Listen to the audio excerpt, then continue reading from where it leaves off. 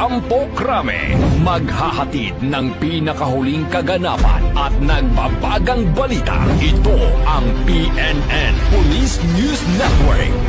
At ngayon, ang inyong mga tagapagbalita. Magandang araw, bagong Pilipinas. Ako ang inyong alagad ng batas, tagataguyod ng Balitang Pulis. Ako si Patrolwoman Janina Aguas ng Manila Police District. Maghahatid sa inyo ng tamang balita, kwento ng pulis at serbisyo para sa mamamayan. At ito ang PNP News Online, ang pangunahing balita ng Police News Network. Alagad ng batas, tagataguyod ng Balitang Pulis.